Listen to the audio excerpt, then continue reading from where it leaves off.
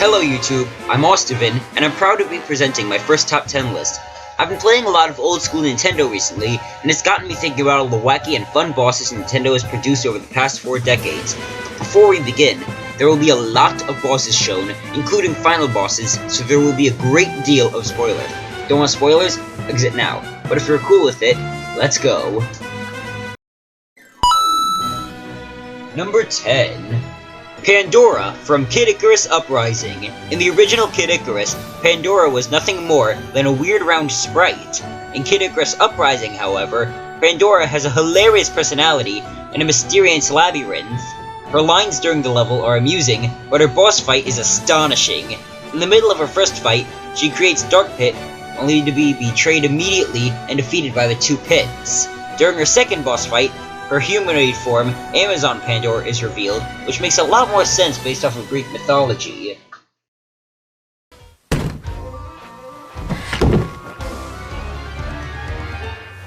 Number 9. Mike Tyson from Mike Tyson's Punch-Out! Just as in real life, his attacks are devastating. For the first 90 seconds of battle, he will throw nothing but rapid one-punch knockdown uppercuts. When he stops, however, his attacks still take up about a third of your health bar, and you still take damage from blocking. This boss fight is challenging, and if your timing isn't precise, you won't even survive the 10 count. He is a tough boss that I never have mastered, but I still respect him for being a really tough boss. Mr. Dream is basically the same thing, but I'll never forget the original Kid Dynamite. Number 8. Taboo from Super Smash Bros. Brawl. In Brawl's story mode, the Subspace Emissary, Ganondorf and Bowser are using Rob sentries to turn the world into subspace for Master Hand. After Ganondorf betrays Bowser, he finds out that the evil intentions of Master Hand have all been under the acts of a weird being, Taboo, who has been controlling him. When all fighters come up to fight him, he uses one powerful attack to turn everyone into trophies. I'm not going to reveal everything, but all the Smashers eventually defeat the powerful Taboo and save the world from subspace. If you don't know how to dodge, you're getting launched. It was just a really fun boss fight for me, and I was proud to complete Brawl's story mode. Number 7. The Womp King from Super Mario Galaxy 2. This is probably a surprising one, and considering that many of you did not expect this boss. I don't even think anybody expected this boss, but here's why. I know that he's brought back from Super Mario 64, but there's a reason I prefer the Super Mario Galaxy 2 fight. The Throwback Galaxy is supposed to remind and be a recreation of the original 64 version. Why else would it be called the Throwback Galaxy? There's not really much to say about this fight, other than the fact that it's a recreation of a Super Mario 64 fight. That's exactly why I like it. I love old school Nintendo. I think Pokey had the same idea when he created the Hall of Memories.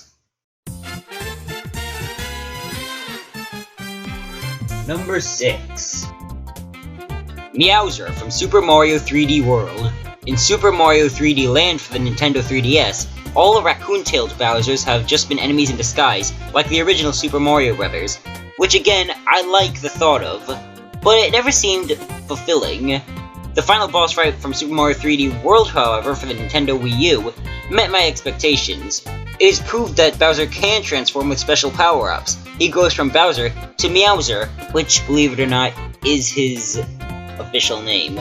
He takes advantage of his new power-up, including the use of double cherries. This was a pretty epic boss fight. I'll never forget Bowser's first non-cartoon power-up transformation. Number 5. Cynthia from Pokemon Diamond and Pearl. Throughout your journey in Sinnoh, you meet up with your rival, and Flint, eventually revealed to be a member of the Elite Four. Then, there's Cynthia. She gives TMs and advice during your journey, then is revealed to be the Pokemon champion of Sinnoh. She introduced me to my now favorite, and ironically never captured by me Pokemon, Spiritomb. Her boss fight is challenging, and a great experience for me, as Pokemon Pearl is my first played and completed Pokemon game. It's also really satisfying seeing her easily defeat Paul in the anime.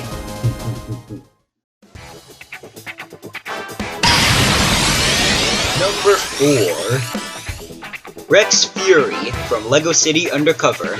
I know it's not a Nintendo exclusive game, but it was originally for the Wii U. While playing the game, I did expect the game to give us this final boss battle, but the way they implemented it was pretty much the last thing I expected.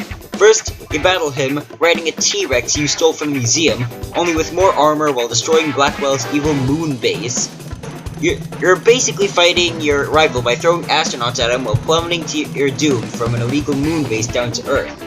It's bizarre, mysterious, I don't get it, but it was completely unexpected and a really fun experience for me. Number 3. Red from Pokemon Gold and Silver. In the original Pokemon Red and Blue, you defeat the Elite Four, only to find out that you still have to beat the champion, who turns out to be your rival, Blue. In Gold and Silver, they found a way to top this big twist. After beating the Elite Four of Johto, you can make it to the top of Mount Silver, where you'll meet up with the Johto champion, Red, who was also the protagonist of the original Red and Blue versions. His party consists of Pikachu, Charizard, Blastoise, Venusaur, Espeon, and Snorlax. His party is awesome, and the concept of bringing back the old Pokemon protagonist is even awesomer. Number 2. Heavily Armed Pokey from Earthbound. It's hard to talk about this guy without giving huge spoilers, so even though this is number 2 on the list, this is going to be kept brief. After being abused, brainwashed, and rejected by his, quote, best friend Ness, unquote, he went crazy and was finally accepted by the Universal Cosmic Destroyer, Gygas. Although even though he was accepted, Porky, as he was originally called in the Japanese version, betrayed Gygas and went on his own path, where he would set up the main plot of Mother 3. This battle is fun, and the music is just, well, boss. Honorable Mentions, where we explore the Nintendo bosses that could have made this list. First we have Porky from Super Smash Bros. Brawl, for being my first Porky/Pokey encounter. The Octo Samurai from Splatoon 2, for being the first non-mechanical Splatoon boss, well, except for Octavio. Meta Knight from Kirby Squeak Squad for being awesome and cool, and Palkia from Pokemon Pearl for being my first legendary encounter. Number 1! DJ Octavio from Splatoon. You first encounter him in a message after the boss in level 2 of Octo Valley. Later is revealed that he is the leader of the Octarians and the one who kidnapped Captain Cuttlefish and the Great Zapfish. You finally see him in person, right before his final boss battle. He lures you in by presenting the Great Zapfish, then steals it in his giant mechanical DJ battling machine. I can't really explain his vessel any better than that. It's bizarre. He has giant arms, enemy balls, enemy rockets, a killer whale, and an insanely powerful homing bomb. This fight takes you back to everything you've learned, along with unique and awesome DJ and Squid Sisters music. The first time I saw this guy rocking his spicy wasabi beats, and making bad nautical puns along onto addictive music, he has made this boss fight number 1 on my list. Also, the dialogue changes if you choose to fight him again. I just love his role in Splatoon 2, but that's for another time. Thanks for watching the video. If you enjoyed watching, and haven't already, consider subscribing to my channel. Also remember that this video is purely based on my opinions, and you don't have to have the same ones. But, you probably already knew that. I'm always looking to do more Nintendo videos, and I hope to continue my old Earthbound Let's Play. I'll be seeing you guys very soon. Austavin, signing out. Boop.